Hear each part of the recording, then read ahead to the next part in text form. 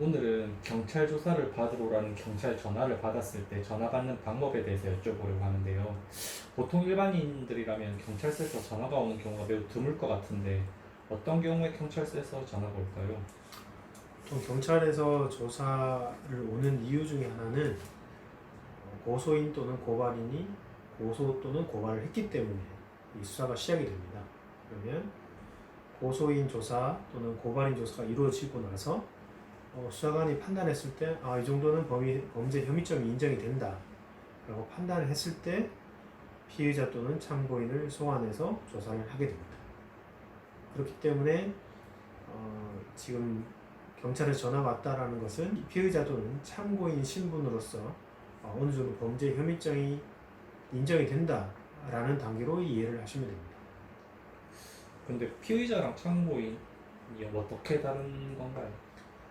피의자 또는 참고인은 이 범죄 사실과 연관되어 있다는 측면에서는 유사하다고 볼 수 있지만 피의자는 범죄를 저질렀다고 직접적으로 인정이 되는 사람, 흔히 말하는 용의자로 볼 수 있고, 참고인 같은 경우에는 범죄 사실과 관련되어 있거나 범죄 사실을 알고 있는 것으로 주장되거나 추정되는 사람이 참고인이 되는 겁니다.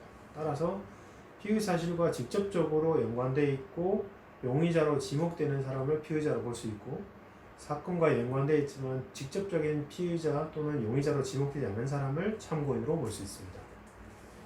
그러면 피의자든 참고인이든 경찰이 조사받으러 오라고 하면 무조건 가야 되는 거예요? 피의자 또는 참고인은 경찰이 소환할 때 첫 번째는 임의조사입니다. 임의조사라는 것은 경찰이 어떤 사후적인 영장이나 하는 것이 아니라 임의적으로 일단 조사를 받으러 오라고 해서 조사를 이루어지는 것이기 때문에 조사 중간에 조사를 못 받겠다고 하면서 나가더라도 임의조사의 원칙상 문제가 되지 않습니다. 그럼 조사받다가 만약에 피고인이든 참고인이든 집으로 돌아가고 싶으면 돌아갈 수 있는 거예요? 네, 집으로 돌아갈 수 있습니다. 보통 경찰관이 전화를 처음 하면은 보통 어떤 걸 물어보나요?